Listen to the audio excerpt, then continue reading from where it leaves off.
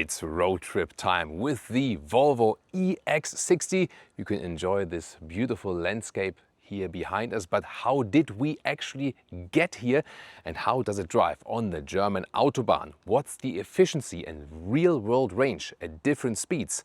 At 100, 130, 160 kilometers an hour, so at 60, 80 or 100 miles per hour. The concise charging test will be very impressive, I can already tell you so far. And of course, Leah will also be with me and comment extensively on the EX60 and also the relation to the BMW iX3 and the Mercedes GLC electric, the two hottest competitors to this one here. So we'll also draw some comparisons throughout this review and of course give you all other details in exterior, interior and the extensive driving experience in different disciplines. Basically also here up the hills in the Alps or Dolomites to be very precise. I'm Thomas, this is Autogefühl in 4K, full screen, full length. Let's go here. Closed front because this one here is, so to speak, the electric XC60. That's why they call it EX60. And let's directly take a look here under the hood as for the Frunk capabilities. So it points in the direction then here, and that's like the typical yellow opener we also have with the combustion engines. And there's a small Frunk which can house a charging cable or some luggage. That will also be possible. Huge fill in here for the wiper fluid, for example. So yeah, but that already works with the Frunk, and we have also been using the Frunk because then we have luggage in the rear. They can get easily the cable out. The lights, by the way, Thor's hammer design, and you have the Matrix LED standard or Pixel LED, the more elaborate one, optional. This the Ultra trim, all in. And this one also with the 22-inch wheels. It would start at 20-inch. 21 is also available, and 21 and 22 are the wider wheels. If you go for best range, you would need to stick with the 20-inch wheels. Then here the length is 4,80 meters, 189 inches, and you have the more, like say, classic styling. So it doesn't look so much different from the Volvo XC60 from the combustion engine version. Also here the vertical tail lamp design, and here the turning indicators. They are very small though, gotta say, at least two. But is it only the hazard light or does it look the same when I use the turning indicator? Let's find out. So I turn off the hazard light and now I've just put the left. Does it work? No, it's not working. It probably only works when I put in the gear. There we go. No, two? Okay, so it's the same. Yeah, just wanted to know that. I always like to find out more about these details. So here it says P10 AWD Ultra. Ultra is the highest trim. P10 is the mid battery, and AWD, one electric motor in the rear, one in the front. 4.6 seconds is the acceleration figure. So we would start with P6 that has a 80 kilowatt hour battery. And then this one is the P10. This is 92 kilowatt hour in the battery. And then there's a bigger P12. And this is 112 kilowatt hours in the battery. So this battery here, the P10, is similar to the size of the Mercedes GLC electric, the bigger one there. And the bigger battery is even a little bit bigger than the one of the iX3. It always depends on the availability. They start here with this version. Later also the cross-country version to come. That one will also offer air suspension. This one here, base suspension or optional adaptive suspension. We'll also test that today. Charging will be super interesting. You'll also see a concise charging test. And the official numbers are 60 minutes for the small and mid-size, 11 or 22 kilowatt AC. Then DC charging is the official peak of 370 kilowatt. And I can already tell you we will reach even a little bit more than that. And the P12 battery would need 19 minutes. So in charging, this one here actually is better than its competitors. But they all have their certain strengths, definitely. Talking about the door handles here, they also have some nice illumination. And it's pro and con. I'm a friend of classic door handles, yes, and also in case of emergency and so on. What they've done here is that the piece of the handle itself is really large, that it's like really stable, that firefighters could also like really rip it off basically. I mean, not rip it off because it's very stable. And you have like a button behind here, and you can see you also have the frameless doors. Very interesting. I'm not a fan of flush door handles, and this is, let's say, somewhat in between. It's not the classic solution, but at least it always stands out. It's always there. That's why they say it also complies with the new Chinese regulations. And as I was seeing it the first time, I was thinking, why this over-engineering. And yes, it is over-engineering in a way still. I would still prefer the classic door handles, but in comparison to flush door handles, this is the more practical solution because they always stand out. And I mean, it's here, and then you grab it and that's it. So it's not that complicated. And with the flush door handles, you have sometimes situations that they are going in the way, like in the moment you want to grab them. And so here I think it's still okay, even though it's not necessary, but it's still okay. That's the thing. By the way, here we also have the laminated windows, so the acoustic windows, that's an option. And it's not only in the front, but also here in the rear. And the thing is, the BMW iX3 doesn't offer that at all. The Mercedes GLC electric offers the lamination in the front. Only if you would think about segment above that, BMW iX5. That one offers front and rear the lamination, but that's actually good. It's not only in the passive dampening, it's also active noise cancellation, and we will also talk about that because, yeah, that's also has some pros and cons. Very interesting to come there as well. Now to the interior, and you access everything with your smartphone basically. You can also here do the climate preconditioning in the app, for example, that everything stays cool or warm then in winter times. And yeah, we talked about the door handles. I'm getting used to it, definitely. Frameless doors, and the interesting thing is that it's still a very nice door closing sound, and that is quite rare actually. There are some things, sometimes it's like when you close and then now it's okay, but sometimes it's like puts it higher again. And also when you are using the here like the window levers, and sometimes you put the window up and then pull it again when the door is closed, and it goes lower and upper once again. So yeah, sometimes it's a little bit bogus, so to speak. And then here, inside of the doors, this is everything nicely covered. This bright Scandinavian design, really beautiful. This is also the completely animal-free interior. Bose & Wilkins sound system is an option. Sounds really nice. I would still prefer the Burmester in the Mercedes though. It's a little bit better, but both super high level. Then here 4 window levers, and this is then basically like a additional window lever, the opening from the inside. And here, this is like the electric one, slightly pulling, and bang, that would be the manual one. At least the electric and the manual one are in the same place. Then here, the inside and the lower part, this is also not hard plastic, but this is also covered. So I really appreciate it. We hardly see that. This is the only hard part then. And then the steering wheel is really small. I appreciate this two-tone scheme design. Yeah, but this is more like a computer game feeling. But real buttons also here, for example, for the cruise control, right side here for the volume and skip next music title. On the left side, by the way, there's one button here to easily deactivate this EU speed chime law. You can even see that here in the proper digital instruments. They are quite far away, they're quite far away, so they don't offer a head-up display. And that's interesting also in comparison to the iX3 and the Mercedes GLC. The iX3 with the panoramic vision way in the front, the Mercedes GLC with one layer design as for the infotainment, so different interior perspectives. And then here the seats of the Volvo EX60. This is the perforated Nordico. It's leatherette, perforation, heating, cooling. The quality is very nice. Yeah, the quality is very nice. We gotta say though that the BMW leatherette quality of the Veganza is even better. So that's a step above that. I also like the blue fabric seats in the cross-country version that is coming up as well. So probably I would go for these. Yeah, but it's definitely a matter of taste. They still do offer animal skin, sadly, but this one is totally fine. And as I said, you can also get the seat cooling for this one. So all luxury features.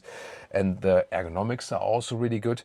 Here I feel that the BMW seats are also the best in the ergonomics. If you go for the comfort seat, the sport seat in the BMW is also super cool looking, but a little bit less comfortable in the sit bone area. And the Mercedes seats and these ones are more or less on the same level, I would say. Leah says that she even prefers these here in comparison to the Mercedes seats, but they all come quite close. Yeah, just seating comfort, BMW is top. Then you once again the cockpit perspective, which is maybe one of the cleanest around there. So yes, on the one hand, Scandinavian design here with, for example, the fabric here, living room design, and in the matte wood. That is beautifully done. I love that. That's my favorite feature in the interior. But you do also feel the Chinese influence from the Geely mother company, because many other Chinese vehicles also look like this in the interior. And this is also why BMW and Mercedes tried to do something else that looks somehow different, you know. But it's definitely a matter of taste. And I actually like it that all of these three competitors have different interior concepts, because then you can just pick what you like best, you know.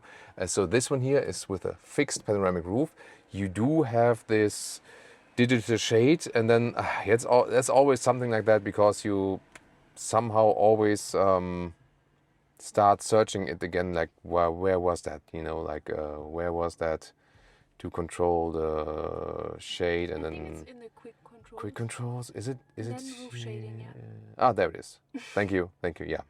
Maybe I'm just too old for this, you know. So there you can see looking through, or then this digital PDLC shade. It does not change how much heat is coming in the cabin. That's just against glare. It is getting hot. It is getting hot, yeah, it is getting quite hot. And there, for example, we found that the GLC roof has the best filter than the BMW, and then this one here. So this is getting quite hot. It is getting very hot indeed when it's sun. We tested it in our comparison. Yeah, we even did the GLC versus iX3. We did like a roof comparison there, for example. This one was not in there, but yeah, we felt that this one was getting quite hot now. And we don't have any handles here. So if someone would drive a little bit sportier, then you cannot hold on tight. If someone is passenger, yeah. So this is not possible. So no handles here on the inside whatsoever. I like the beautiful bright ceiling, and also here you can extend the sun visors. Get thumbs up. So this is really helpful here. I know that in the Mercedes GLC it is an option for 60 euros. Price performance wise, from the list price, this one here is kind of like the best offer, gotta say that. The screen here is curved, but usually the screens are curved like this, but this one is like curved to the outside. So this one stands out in the middle, then it's curved like this. And the reason for that is that they say then the passenger and the driver can better see each other's side, basically, you know, that's the reason behind it. Manual control here in the lower part and skipping the music title, so that's also appreciated. And here in this hotkey menu, you can put the suspension a little bit firmer. One pedal driving you can change. You can change the driving modes. So this is a good feature. You can easily see that. And we also have native Google Maps support, also with calculating the charging stops, for example. That's really helpful. And you can also, for example, install Waze directly on the vehicle. If you wonder about Apple CarPlay, here, like in the main menu, this will come. And at the moment, it's being said that Apple CarPlay, not sure when you are watching this video, then early or maybe later, but because our videos are online forever. So from November 2026, Apple CarPlay is supposed to arrive here. Yeah, about that. Then here, more speakers here from the Bowers & Wilkins sound system. As I said, great 3D sound, really appreciate it. So I think it's a beautiful design here. This the gear switching here, and then there is no glove box, but some felt covering here at the inside, huge space here. Then you have the cup holders that are right there, good space. But somehow I do sometimes miss the space underneath here, gotta say that. But then again, you have space for like handbags here. And this is a central glove box, so to speak. There's an inductive charging pad on the top, and then you can slide down this here, and then you can put all your clutter in there. Here, two USB-C charging, 18 and 60 watt, for example. And then you can put the cable here like this, that you have it clean below, on top, and you have the stuff below, and then you can charge it here with the cable. So that's also possible. Yeah, tell me what you think about this interior, and also how would you actually rate this interior to the iX3 and the GLC electric. Yeah, just noticed that the door doesn't open that wide, so when installing child seats, that's maybe not the best solution. However, quality again really nice, everything nicely covered. Also here at the door from the inside, this is even covered here, so that's pretty cool. And you see these two buttons here, and these buttons here are actually the electric control for the rear seats, and appreciate to have such a luxury feature here. So you can also see it right here, the difference then. like 2/3, 1/3 split. So you can make it more upright, more for like cargo position, or you would rather have it all the way backward for the most comfort. There's also a lot of headroom left here in the rear with 199, 6x2. This middle console is really wide. Then you have some cup holders with some, but they are quite shallow though, I'm gonna say that. But seating comfort itself is nice. Legroom here is also okay, and this is also softly covered. So there's hardly any hard pack plastic material here in this car, and I appreciate that. Yeah, it's good seating position, 2 USB-C chargers here, and again 18 and 60 watt. And you also have an own climate unit. You even have seat heating in the rear, given that this is the Ultra version, the highest trim of this vehicle. But yeah, basically checking all the boxes. If you fold the seats, by the way, you have this typical Volvo mechanism that here the head restraints go down. And this, of course, also a helpful feature that you can see better to the rear from the front. And as soon as you need the rear seats, you just push them up. And here, especially like the top, this is like a perforated leatherette, and this is also extremely soft then for your head. So it's beautiful. Trunk or boot at 520 liters. It's the official figure. Opening it here below. And then we have a manual cover. And yeah, sometimes it's a little bit weird to put that in. Yeah, but you can live with that. Rails left and right. This is getting close here, but still works here vertically with the cabin trolley. Then we have 1.40 meters in width, and we have the standard length also about 1.40 meters. And they have an interesting solution. So this top cover here cannot be put out, but it can be folded up, but not, well,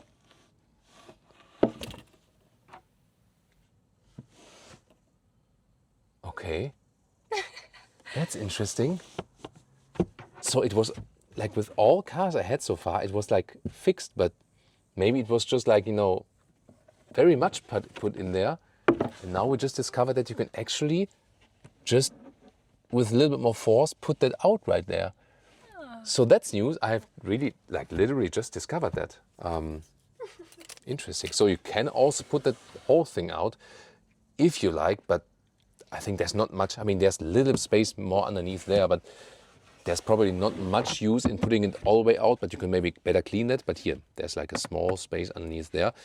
More the secret or key to that is that you can here fold these individual things. You just fold this one, and then you have this plastic bag here, with some crabs. Oh, crabs. Yeah, and this is where you can maybe put some wet bathing clothes or something in there and just, you know, carry them cleanly. And then this one here, they can put additional bag, maybe for groceries. It's a nice bag. Oh no, Yeah, the thing something when you, like forget the, you always forget the grocery bags. Yeah, that's just the thing. So yeah, I mean, that's nice, and a lot of storage underneath. And then also the iX3, for example, does not have that. Here you can press these buttons. You have to hold them a little bit longer. And then you have the remote fold mechanism. The head restraints also go down. But in this case, I think the head restraint blocked it a little bit. Let's see. Yeah, I have to lift it a little bit and then like this. And that goes also nice build quality here from the back side of the seats. And then we have, by the way, here the standard height of 70 centimeters, 28 inches. And the total length here of, it's quite decent, 1.85 meters or 73 inches. Performance mode. Ooh. Ooh. That was the first, like 70 to 130 kilometers an hour. Here with the P10 all-wheel drive, ultra trim. We are below 5 seconds. 22-inch? 22-inch wheels, yeah, exactly. Got it. Yeah, and the 92 kilowatt-hour battery. And the sprint 0 to 100 kilometers an hour, 62 miles an hour, is less than 5 seconds. Yeah, thank you so much for using the wiper fluid just in front of another car. Some people do that. Yeah. We love that, yeah. Yeah, we love that. Yeah, and we start with some German Autobahn, of course, here with the Volvo EX60. And of course, our partner look outfit. Do you notice? And yeah? we tried to dress according to the interior of the car in this case. Because like greenish on the outside is a little bit trickier, definitely. Yeah.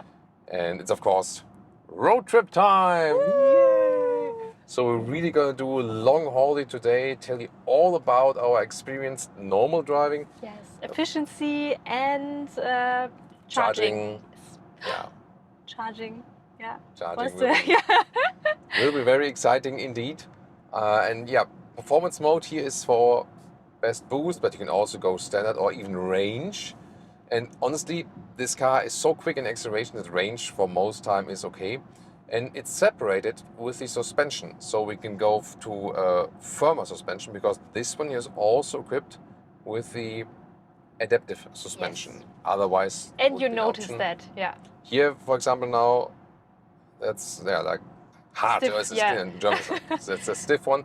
Let's see if we notice the differences. So this one gives me more feedback now from the road and so on. It would be good then for tight corners and everything. We will also be able to test it very soon. Yeah. Here the motorway makes a transition. We can also check that one out. That might be a good setup for that one. But when I started driving, I directly set it here to soft. There's also standard mode in between. And that felt so smooth. So floaty, yeah. Yeah. Although we have the 22-inch wheels mounted here. And you know they are also... Is this the largest wheel? Yeah, you can also go for 20 or 21. Okay, yeah. I think, yeah, there's nothing above it. Yeah, That's our best advice to go smaller. Yeah. Yes. Smallest 21 wheels or is better. 20 inch is enough, yeah. 20 inch for the best range because these are also slimmer in the width. The 21 and 22 are wider tires, and that also has a negative effect on the efficiency. So here now is soft. Let's go over these bumps here. Yeah, that's nice. Like, That's you know, nice, yeah. let's now put the other extreme. Like, But I noticed now. some booming. Oh, now. Oh, Yeah, yes, a little bit of booming Yeah, a little noises. bit. It's fine, but Yeah, here in the stiff setup is notable. So you do feel the differences. Now we do this motorway, this German Autobahn transition here. Oh, this 3 Series there in front of us has already is an M3 actually, right? M3 has already has also the number plate of M3. but nice in the corners. That's cool. Yeah. Yeah, that's good. Oh, it's actually good, right? Yeah. I mean, and there also the stiffer suspension helps also for passengers that we and don't for my have. tummy, yeah. Yeah. So that's actually cool. So it's good that we can actually change. And how is the steering wheel? Because it looks a little bit small. It is small, yeah. Yeah. I mean, it's unusual that it's so small, but it does give you quite direct feedback. Maybe it's more handy than Like that? with that. You can small- also change that a little bit here in the... there it is. So you can make it a little bit stiffer. So I usually prefer a little bit more steering feedback. But you can also make it like really, really soft where it's gone. Yeah, it changes back quite quickly there, right? That's... Yeah, you see that when you want to change something while driving, that's you need someone to assist you with that. Do you want it stiff or standard? Yes, leave it for now. Maybe like Maybe I change it later. Yeah. And this here for the quick setup. You can also change what you want to have here in the quick setup. But I think the suspension is really good. You know, they have a suspension here, so. Yeah, I'm happy with it. Later on, there will also be the air suspension available in the cross-country version. We don't have the possibility to drive that one yet, but we'll be able to do that at a later stage. Now let's go back to the soft setting. Yes. That's nice, like for now long... we can start our long journey. Yeah. And here, speed, you see 140 kilometers an hour now. So we're already now towards 90 miles per hour. And so silent. Super silent. And we have the acoustic windshield here in the front and in the back, right? So yeah, I mean, there's acoustic windshield standard, but then here the acoustic side windows. Yeah, side window, sorry. Front and rear. So the lamination inside there. So it has a good passive dampening. But then there's also the active noise cancellation. That has been a point of discussion, definitely. I mean, here now, at 160 kilometers an hour, like 100 miles per hour. You hear nothing. It's really, super silent. I love that. Yeah. But it's kind of weird with your ears. I mean, here, the interesting thing is, I mean, the passive noise cancellation is, I mean, superb anyway. That's pretty cool. And the insulation also helps that it's not getting that hot on the inside. And also it blocks UVA rays as well, not only UVB. So it's also good against skin cancer, for example, when driving a car. And it's also not getting that hot. The only disadvantage of these laminated windows would be that you might get a problem when you're drowning in the river, and then you cannot like crush them from the inside. That's then the you downside. need a special. Yeah, but that's even. thing. I mean, you're basically lost. So you need to Okay. roll down the windows before they stop working, or you're lost. Basically, that's the downside of these windows. So don't drive with this car here in the river, please. Just to mention that. Or you all need to know the series here from Grey's Anatomy. Where they, Has everyone watched it? There was one in the river, and then he came and was like, "Ooh, I can, crush the window from the inside." Yeah. And so always ups and downside to that one. But bottom line is that this car is extremely silent. You also have the active noise cancelling effect that you have something like a vacuum next to your ear. Yeah. It's tough decision because I feel when we're driving really fast, like 150 and so on. Can extend that. Oh, sorry. That's nice. Here, the sunblind is. It's nice, yeah. Extendable. That's good. I read that in the GLC it's also possible, but it's like a €60 extra. And I was like, come on. Come on, Mercedes. This is really tough. So the active noise cancellation, to my taste, it's too much when you're driving slow speed, but when you're driving really, really high speed or have music running or the windows down, then it's not such a problem. But to me, because you hear the wind, then it's maybe not so weird. There's still something you hear from the exterior. Yeah. It's tough choice. I mean, here in this case, you don't have a choice. In the BMW iX3, you can choose if you can activate or deactivate the active noise cancellation. I think that's the way to go. Or maybe it would be even cooler if you could maybe like trim how hard that is. You know, if it's maybe like 50% or 100% or whatever. But I think here the problem is that they have it installed and that's it. You cannot deinstall that. Yeah, you need to test it. Yeah, maybe so at your dealer and then you drive it and then you. I would recommend that. So at 100, I mean, I would say like I feel it, but it's not that. But everything below 100 is to me really a little bit annoying because that's like a vacuum next to your ear. But when you drive quicker, then the feeling disappears. At lower speeds, you maybe need to listen to some music. Then it's fine. All that, Let's try that out later. We have to do it off camera because of the like legal rights issue with music copyright and stuff, you know. But you know, when it's like mid-speed, it has the assistance systems. A few interesting points to mention here is that the speed limit chime. That's why I want to. Abbreviation speed chime. This one works either with the standard beep beep beep. You can turn it off. Or it works with that you have like a resistance in the pedal. And that's an interesting thing. I mean, you can set it in the infotainment system, but you can also deactivate both here with the button on the steering wheel, or it's like a favorite button there. Favorite set button here. You can also easily deactivate it in the infotainment system. And you have a button for this. So that's good. But when I have it activated, and I've also set it with this pedal, it's like, okay, now I'm approaching 100. And now it's like I'm moving a little bit through thin air with the pedal, with the foot. So I know that then I would need to push harder, and then it goes above that. And you can argue that that is maybe a more pleasant way instead of bing, bing, bing. But you can also choose that. So here you really have the choice between bing, bing, bing, resistance in the pedal, or everything off.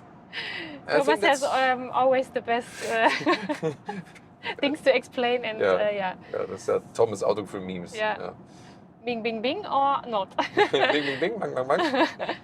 So I mean that's a nice solution. And then let's check out the assistance systems as for cruise control and. But there's no hands-off feature. Not hands-off, no. BMW is definitely leading that one overall in the assistance systems at this moment. So, and now, I wonder why. There we go. No. So you have to press here once in the middle, and then you can choose between like active steering assist or not. And this is the best implementation in the Volvo so far, I feel. It's the smoothest, the calmest. And you can also put a semi-automated lane change. In the Maybe that because was the of car the was Audi, moving yeah. in there. So let's see, let's try it again. No, let's try it again. Yeah, there's a lot of traffic here at the moment. Yeah, So now I think it's fine. not smooth. Yeah. Yeah, so that was smoothly done. So nice. Yeah, as I said, best application in the Volvo so far. The iX3 is even a little bit more above that, Yeah. and of course has that hands-free feature. But this is a good application of the assistance systems. Totally fine with that. Let's move back again. That should be a little bit easier here because there was no some space. It's nice. Yeah. Feels also smooth Yeah. for you. Yeah, It's fine, yeah. that's good. So, yeah, I mean, that's really nice. And I mean, the symbols also work. Difference is that in the iX3 and in the Mercedes GLC, they work with like tipping the indicator, and then it does the semi-automated lane change. And here, and also with some other brands, you have to hammer them in. Then it does the automated lane change here. But when you know it, then it's fine, I think, yeah. Yeah. The roof, by the way, we have set it to Getting a little bit warm, but not hot. Yeah, we will still see. okay. We will test that, yeah. So yeah, I think it's also the thing now here on the motorway that, I mean, there's a lot of wind going over the car. Yeah. That's maybe also Parking cooling is that one down. maybe more important than, Parking is the thing. We tested it once on the parking lot in Barcelona, and it was getting quite hot. We still have like the digital shade activated because there's less glare.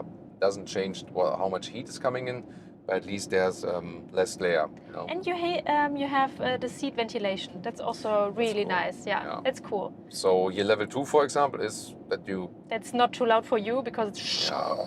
I mean, here on the motorway, would you hear that? Yeah. A little bit. A little bit. Yeah, when you're at level 3 and you're city driving, then you are actually hearing that quite a lot. I think to make way for this truck here to move over. But here on the motorway, you can also put it on level 3, for example. You know, so I mean, you have a very good comfort package here, and the list price is, in comparison to like iX3 or the GLC EQ or GLC Electric, as I now call it, is quite good. This car, as it stands right now, 78,000 euros, and then in the Ultra Pack you have everything included. Everything. That's cool. Yeah. So I mean, as nice assistance systems, it's super calm. Good interior quality here. Yeah. Yeah, that's nice. I love here's this. everything And soft. here with the wood. Yeah. Scandinavian atmosphere, living room atmosphere. IKEA. Seat cooling, seat heating, steering wheel heating. I don't have a head-up display, but the instruments are huge, yeah. large and quite far away, so I have a long focus. One thing I gotta mention, and that really triggers my OCD, the steering is not straight. And we have that in many vehicles lately, and I'm not sure what it is. I mean, sometimes it should be, fixable by software, but here, this is a straight steering wheel, and then I turn right. And now I'm going straight, and the steering is turned to the left. I'm always like, oh no. Totally triggers. Yeah, when it's like, I mean, maybe the first minutes I don't realize, and then I look down and like, oh no, he noticed that. Yeah. Yeah, and I don't know. For example, last time in the Leap Motor review, I also noticed that, and then also some 2, 3, 4 other comments came in. Oh, really? And said like, yeah, I have the same thing in my Leap Motor. The steering wheel is also off. We had that in our Audi S5 personal vehicle. Also, that was fixed by software, but only after 2 tries. And I think I told you that story like was like a 3-hour-long story with all the hassle I had with just putting the steering wheel straight, Yeah, but you can't ignore it. It is there. It is somehow, at least I see it, and I don't like it. I will give Volvo that feedback definitely, and also keep you updated what they say about this. And I don't know. I have to maybe check the other review we did earlier if that. Yeah, maybe we can see it. Yeah, it should be able to see that in the other review as well. Yeah, yeah. But yeah, I mean, I'm used to the small steering wheel now. Why not? Here for the elbows, it's also fine. Yeah, it's soft here. With the comfort. Yeah. Are you happy with the seats? Yeah, the seat is fine. The door is maybe a little bit, I don't know. Like with the First opening. I was like, where's the opener here? Yeah. Yeah. I mean, new openers from the outside and from the inside. Yeah, but outside there's a light, so you know, oh, okay, there's a light, I can open it there. But here is nothing, so yeah. When I drive with my mother, I think she is like, oh, where's the opener here? Yeah. But the seat is fine. The BMW seat is better. Yeah. Yeah. True.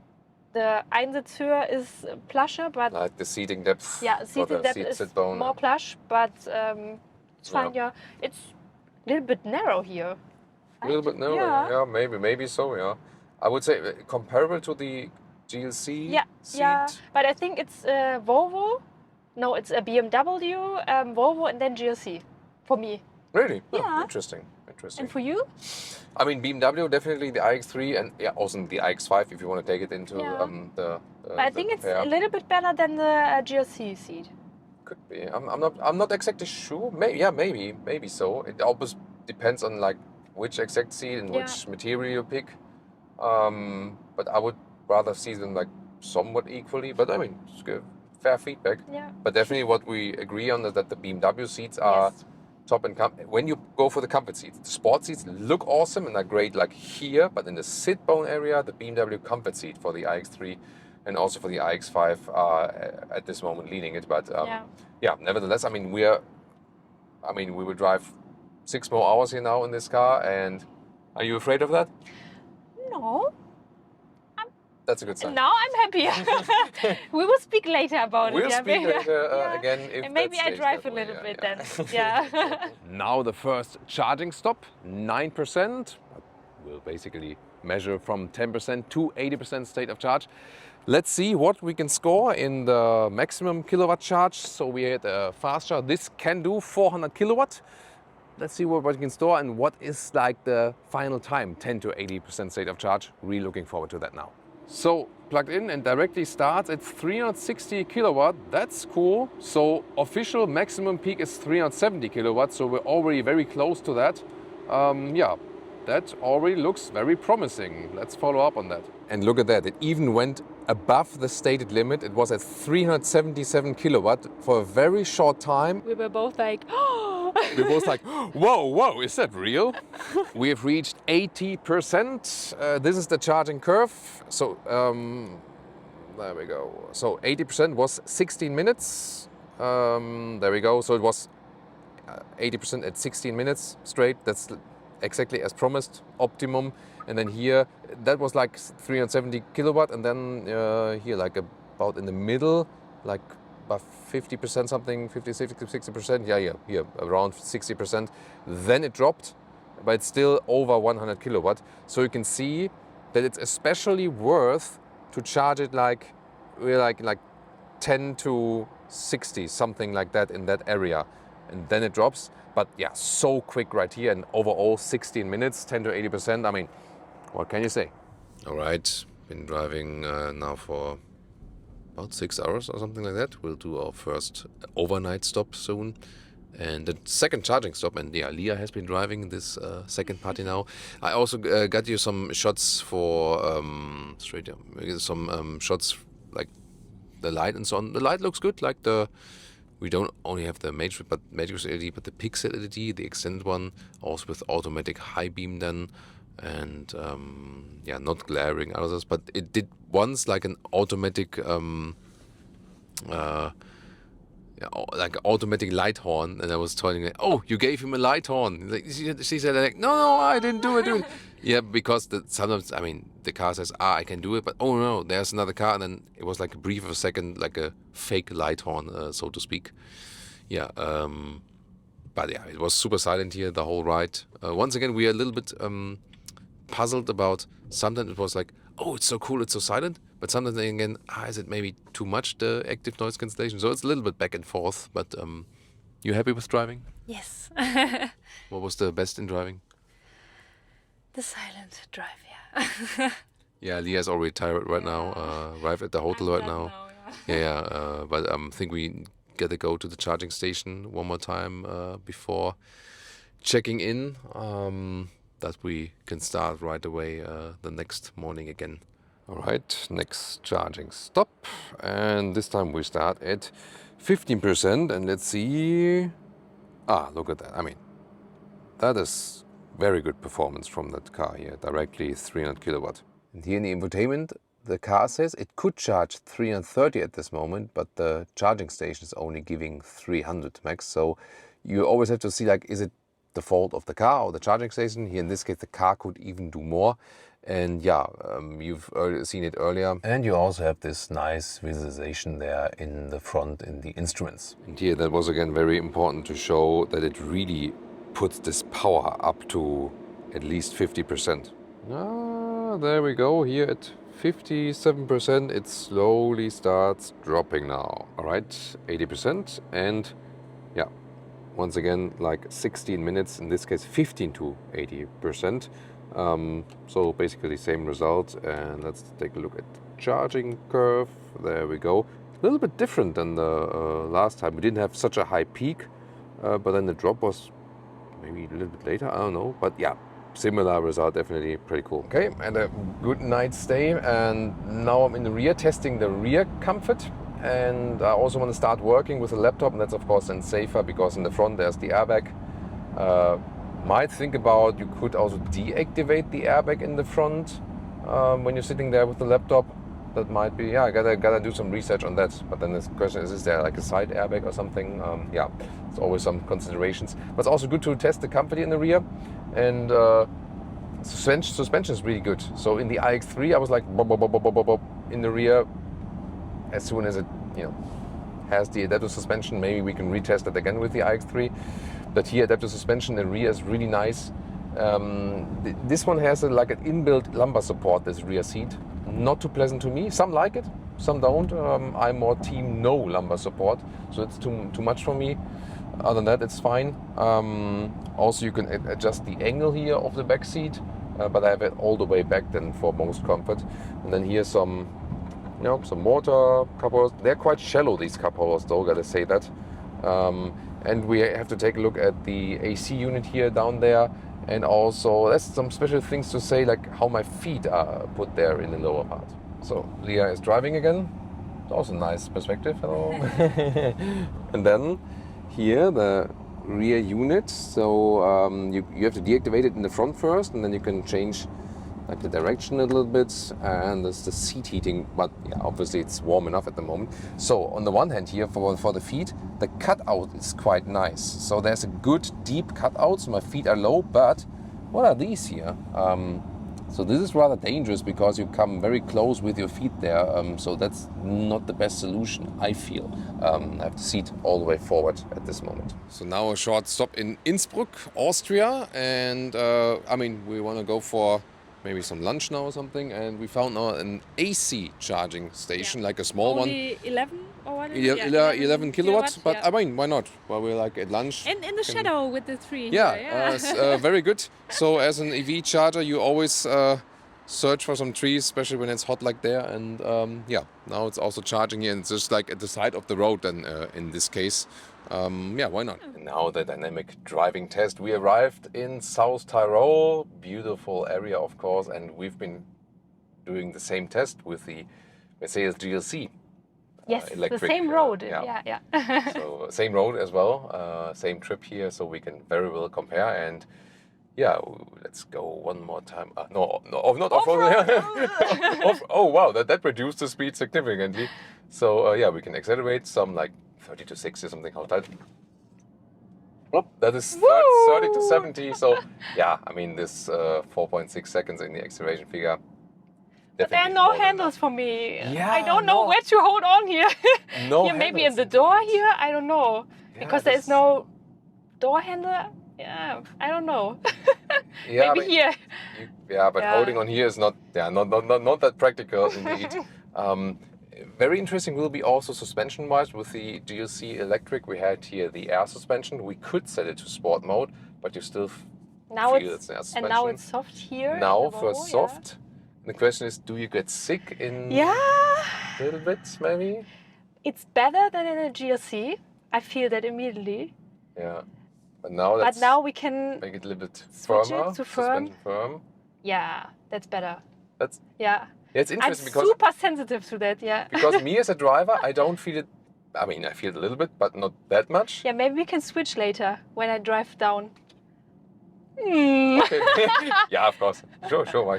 I mean, it is fun to drive. The steering is still quite light, so I would always set it to the like strongest setting as for my taste.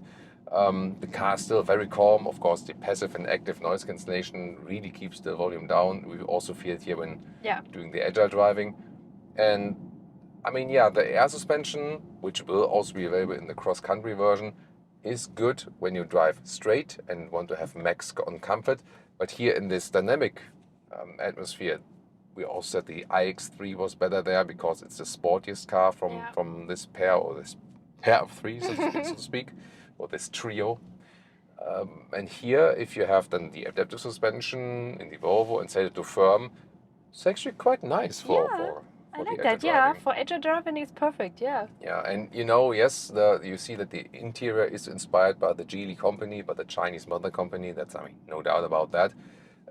But not the suspension. Yeah. Because the Chinese vehicles are always so soft in suspension. Indeed, On the one hand side, it's fine, but on the other side, when you drive agile, then it's not that pleasant for the passenger. Yeah, you feel like Leah said that this one here has the European influence of suspension technology and so on. So we would definitely put it like in between the GLC and the iX3. So the iX3 is least comfort from suspension, but sportiest driving. And the booming noise is very loud in the iX3, yes. Yeah. And then this one here, and you can also like adjust it a little bit. Of course, we have to see when the iX3 gets the adaptive suspension. Of course, yeah. And then also we have to see how the EX60 cross country with the air suspension rates against the GLC electric. And the GLC maybe without the air suspension. That's another test. Exactly. Yeah. So we have a lot to compare there. Yeah. So that you really have to go into the detail then and see like which suspension is built in which vehicle. So that's always like just talking about the moment here. So beautiful. Yeah. What a beautiful landscape here. But yeah, I mean, let's say it's not the most fun dynamic car. But especially when you set the adaptive suspension, if you have, I mean, there's also here one without the adaptive suspension available in the EX60. This is not standard. It is in the Ultra version is included. But you can drive it in a fun and agile way, But I would still say that the focus is more on, calming down and everything. Very silent and smooth. Yeah. But if you want, you can still have fun, and it does everything quite well. So all the different driving, impressions and charging and everything. So they really have been hitting all the hard facts to check here. Yes. Right? Now to prices, then efficiency and real-world range test, and which one would we pick after this experience now? How do they relate? Volvo EX60, BMW iX3 and Mercedes GLC electric. Very interesting aspects. So first and easy part of that is the pricing. So this one is the lowest in the list price in comparison what you get from these three. 63,000 euros is the German entry-level price with the smallest battery. Then you only pay 3,000 euros more for the mid-size battery, and then 72,000 euros for the P12. The availability of this vehicle here is somewhat restricted at the filming of this review, so you cannot really order the cross-country yet, and also the P12 has very long waiting times, but it might be then changed when you watch this review at a later stage. This vehicle, as it stands here right now, mid-level battery, which is already, let's say, big enough, but then full spec with the Ultra trim is 78,000 euros.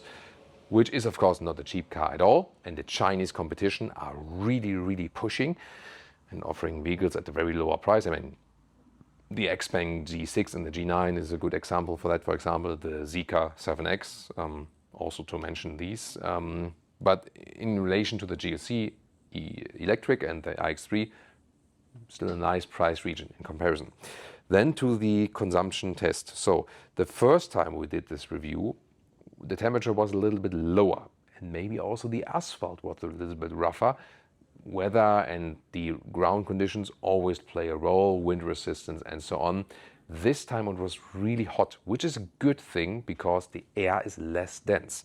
And the good thing is also that we did the comparisons with the GLC EQ, GLC Electric as they now call it, and the BMW iX3 in the same temperature conditions. So this one here now, at 100 kilometers an hour, 60 miles an hour, at 17 kilowatt hours or more kilometers, 3.6 miles per kilowatt hour.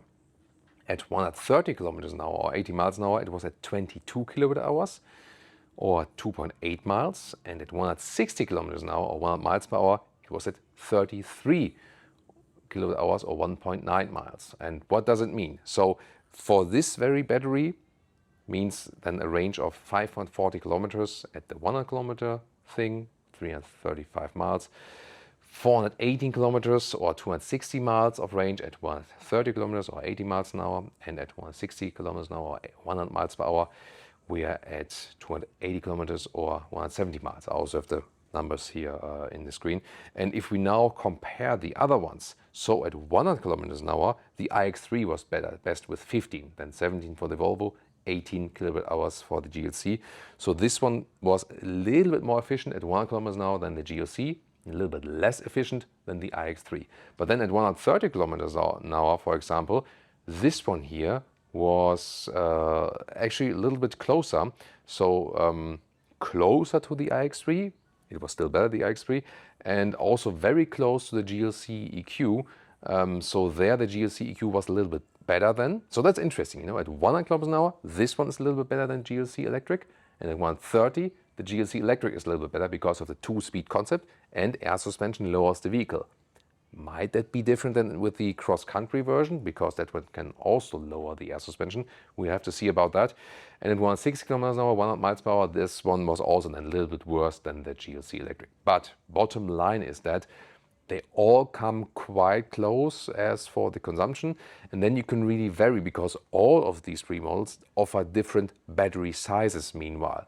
But the bottom line is really that you can pick all of these three as for the efficiency and real-world range, and you can score very good range with it. And I mean, charging-wise, this one is really setting the tone. Super, super quick charging results here, as you've seen here today. That's very, very cool.